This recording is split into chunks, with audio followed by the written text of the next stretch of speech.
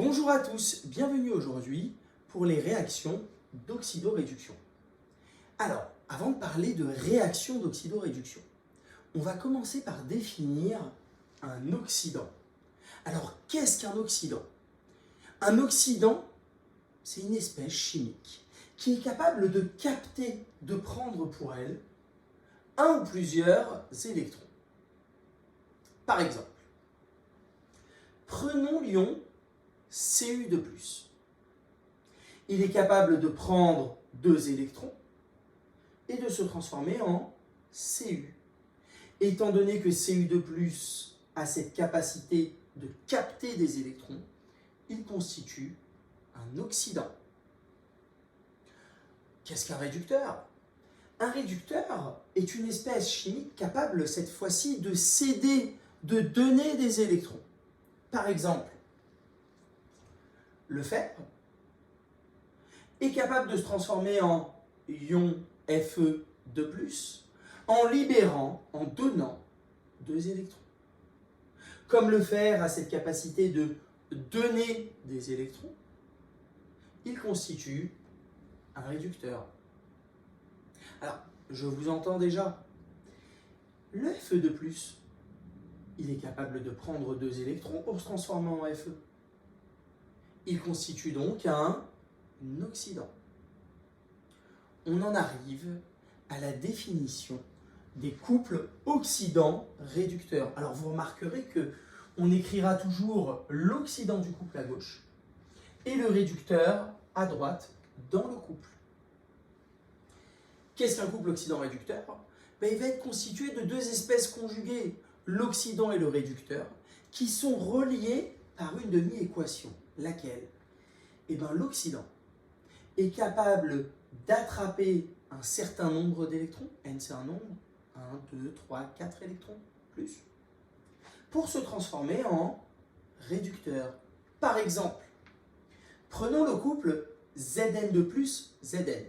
Alors, Zn2+ est à gauche, il constitue l'oxydant. Zn est à droite, il constitue le réducteur. Zn2+, en attrapant 2 électrons, en captant ces 2 électrons, se transforme en Zn. L'oxydant, car il est capable d'attraper des électrons, se transforme en attrapant les électrons en réducteur. Zn2+, Zn forment un couple oxydant-réducteur. Passons maintenant et expliquons ce qu'est une oxydation. Alors, une oxydation, c'est une réaction au cours de laquelle un réactif va céder, va perdre un ou des plusieurs électrons. Une réduction, qu'est-ce que c'est? C'est une réaction au cours de laquelle un réactif il va capturer, il va prendre un ou plusieurs électrons. Un oxydant, en prenant un certain nombre d'électrons, se transforme en un réducteur. Un oxydant, quand il prend des électrons, il subit une réduction. Un réducteur, lorsqu'il va donner des électrons, subit une oxydation. Passons aux choses sérieuses. Comment écrire l'équation de réaction d'oxydoréduction? Alors tout d'abord, pour parler de réaction d'oxydoréduction, on a besoin de 2 couples redox. L'oxydant 1, réducteur 1 de mon premier couple, et l'oxydant 2, réducteur 2 du second couple. Au cours de cette transformation, on va avoir un transfert d'électrons. C'est ce qui définit une transformation d'oxydoréduction. Attention, entre la forme oxydée d'un couple et la forme réduite de l'autre. Évidemment, 2 oxydants ne peuvent pas réagir ensemble, ou 2 réducteurs ne peuvent pas réagir ensemble. Pourquoi? Parce que l'un doit donner des électrons et l'autre doit les prendre. Comment est-ce qu'on va faire? Pour établir l'équation, on va d'abord écrire des demi-équations électroniques. Je m'explique. Ces demi-équations vont être écrits en se basant sur la conservation des éléments et des charges électriques. Effectivement, rien ne se perd, rien ne se crée, tout se transforme. Je dois avoir autant de chaque atome dans mes réactifs que dans mes produits. Et la charge totale de mes réactifs doit être égale à la charge totale de mes produits. Comment ça fonctionne et comment fait-on concrètement? On doit procéder dans cet ordre. Et j'insiste. J'insiste que ça doit être absolument dans cet ordre. Plusieurs étapes. Premièrement, il faut placer le réactif du couple à gauche de la demi-équation et le produit à droite. Alors, effectivement, tout à l'heure, j'avais dit que l'oxydant était à gauche, le réducteur était à droite dans l'écriture du couple. Par contre, dans la demi-équation, je peux aussi bien commencer par l'un ou par l'autre. Et il est préférable de commencer toujours par mon réactif. On va ajuster les coefficients, les nombres stoichiométriques pour assurer la conservation des atomes. Attention, autres que les atomes d'oxygène et d'hydrogène. Pourquoi? On va le voir tout de suite. Troisième étape, on va ajouter de l'eau, H2O, pour assurer la conservation des atomes d'oxygène. Ça veut dire que si, dans votre demi-équation, vous avez besoin d'atomes d'oxygène qui n'apparaissent pas, eh bien, il faudra ajouter une molécule d'eau, H2O. En ajoutant de l'eau, on a rajouté des atomes d'hydrogène. Et pour assurer la conservation des atomes d'hydrogène, on va utiliser des ions H+. Enfin, une fois que ces 4 étapes sont faites, on peut penser à assurer la conservation de la charge électrique. Comment? Alors attention, en ajoutant des électrons, E-. Je vous rappelle qu'un électron porte une charge négative. Et les électrons se retrouveront toujours à côté de l'oxydant, parce que l'oxydant est capable de capter des électrons. Je pense qu'un exemple s'impose. Prenons l'action des ions permanganates, MnO4-, sur des ions fer, Fe2+. On nous donne les couples. MnO4-, Mn2+. Fe3+, Fe2+. Pour rappel, les oxydants sont toujours à gauche du couple, MnO4-, Fe3+. Et les réducteurs est à droite du couple, Mn2+, Fe2+. On vérifie toujours qu'on a bien un oxydant qui réagit avec un réducteur. Ici, il s'agit des ions MnO4-, donc un oxydant, qui réagit avec Fe2+, un réducteur. Si vous avez deux oxydants qui réagissent ensemble ou deux réducteurs qui réagissent ensemble, il y a quelque chose qui ne va pas. Il faut relire votre énoncé, revoir vos couples. Première étape, on a dit, placer le réactif du couple à gauche de la demi-équation et l'autre à droite.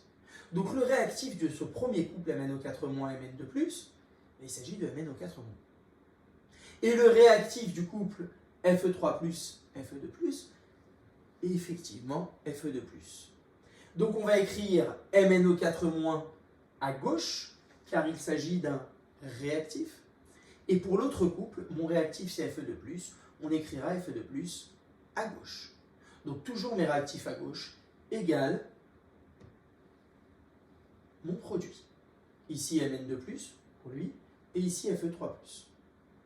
Et alors, on va passer à la deuxième étape. La deuxième étape, on avait dit qu'il fallait ajuster les coefficients stoichiométriques pour assurer la conservation des atomes, autres que l'hydrogène ou l'oxygène. Prenons Mn. Il y a un seul atome dans les réactifs et un seul atome dans les produits. Tout va bien, c'est conservé. L'oxygène, on a dit, pas pour le moment, autre que l'oxygène et l'hydrogène. On s'arrête là. Fe, il y en a un dans les réactifs, un dans les produits, tout va bien. nous n'avons rien à faire ici, rien à ajouter à cette étape. Ça revient au même. Étape 3. Vous avez vu, quand on a voulu ajuster, on a dit oui, mais on a un problème. Les atomes d'oxygène, qu'est-ce qu'on en fait? Eh bien, c'est ici que ça va se jouer. Étape 3, je rajoute de l'eau, H2O, pour assurer la conservation des atomes d'oxygène. MnO4-, il y a ici 4 atomes d'oxygène dans mes réactifs. Par contre, dans mes produits, il n'y a rien. Il n'y en a aucun. La règle veut qu'on rajoute H2O. Or, dans une molécule d'eau, il y a un atome d'oxygène. Étant donné qu'on a besoin de 4 atomes d'oxygène, on va rajouter 4 H2O. Ainsi, MnO4- donnera Mn2+, plus 4 H2O. Concernant Fe2+, il n'y a pas besoin d'oxygène, on ne change rien pour l'instant à l'équation. Cependant, vous remarquerez qu'en ajoutant H2O, on a certes équilibré les atomes d'oxygène, 4 ici, 4 ici, mais on a perturbé l'équation car on a rajouté des atomes d'hydrogène. D'où l'étape 4. Pour assurer la conservation des atomes d'hydrogène, ajoutons du H+. Alors prenons cette demi-équation. Nous avons 4 fois 2, 8 atomes d'hydrogène à droite. À gauche, nous n'en avons aucun. Donc il faut rajouter à gauche 8 H+. Pour le faire, pas besoin. Tout est déjà équilibré en termes d'atomes. Une fois que nous sommes arrivés à cette 4e étape, nous pouvons enfin assurer la conservation de la charge électrique en ajoutant des électrons. Alors suivez-moi.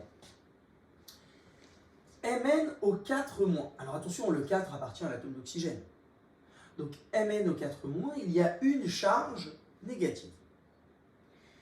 Dans 8H+, il y a 8 fois 1+. Il y a 8+. Donc si nous prenons tous mes réactifs, nous avons 8 charges positives moins 1. Nous avons 7 charges positives à gauche. Dans les produits, nous avons 2 charges positives à droite. Alors attention, nous n'avons le droit que d'ajouter, pas de retirer, des électrons E- qui portent une charge négative. Donc on a 7+ d'un côté, 2+ de l'autre. La différence entre 7 et 2, c'est 5. Nous sommes obligés de rajouter 5 électrons à gauche et nous obtenons MnO4- plus 8H+, plus 5 électrons donne Mn2+, plus 4H2O. Recomptons une dernière fois pour voir si on ne s'est pas trompé quelque part. Mn un seul, Mn un seul. 4 atomes d'oxygène, 4 atomes d'oxygène. 8 atomes d'hydrogène, 4 fois 2, 8 atomes d'hydrogène. Concernant les charges, moins 1, 8+, donc 8 moins 1, 7. 5 moins, 7 moins 5, ça fait 2+, et on a bien 2+ ici.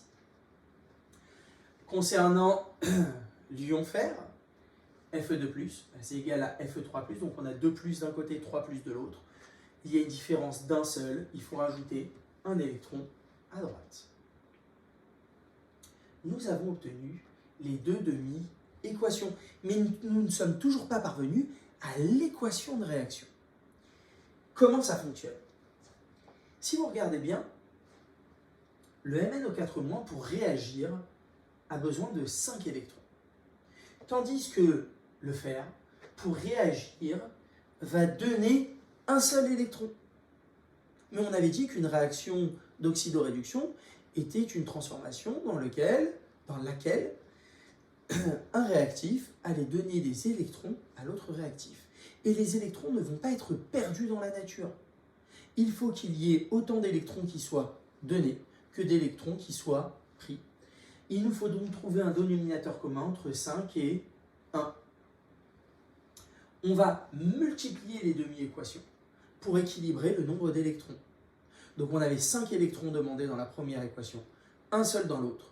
Donc la première, on va la multiplier par 1, même si ça ne sert pas à grand chose dans notre cas. Et la deuxième demi-équation, on va la multiplier par 5. Notre première équation, nous ne la touchons pas. Notre deuxième équation, nous la multiplions par 5 pour qu'il y ait 5 électrons qui soient échangés dans chacune des demi-équations. Comment faire pour l'équation elle-même? Alors regardons membre par membre. Nous allons commencer par en haut. Je vous rappelle qu'on a multiplié par 1, on ne va pas trop s'en occuper ici. MnO4- plus 8H+, plus 5 électrons, on ne va pas les écrire parce qu'ils vont s'annuler.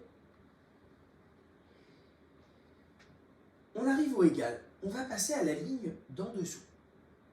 Comme on l'a multiplié par 5, on va ajouter 5 Fe2+. On arrive au deuxième égal. Cette fois-ci, nous allons mettre une flèche, car il s'agit de l'équation de réaction. Retournons en haut. Mn2+, plus 4H2O. Et en bas, 5 Fe3+. Et voilà notre réaction d'oxydoréduction correctement écrite. Bien évidemment, pour arriver à ce résultat-là, il faut de l'entraînement et il faut de la rigueur. Commencer par identifier qui sont mes réactifs, les mettre à gauche, écrire les demi-équations en respectant le nombre d'atomes, en respectant la conservation de la charge, en ajoutant au besoin de l'H2O, du H+, et à la fin, en veillant à ce que le nombre d'électrons échangés soit le même entre les deux demi-réactions. J'espère que cette leçon sur les équations d'oxydoréduction vous a plu. Je vous invite à visiter mon site internet vectorbag.fr dans lequel vous pourrez trouver des exercices pour vous entraîner, notamment des E3C qui sont classés par thème. Vous trouverez aussi des fiches sur les cours, que ce soit sur celui-ci ou sur d'autres cours. Ceci propose également des annales de bac et de brevet pour la science physique chimie. Je vous souhaite à tous une très bonne journée. N'hésitez pas à vous abonner à la chaîne.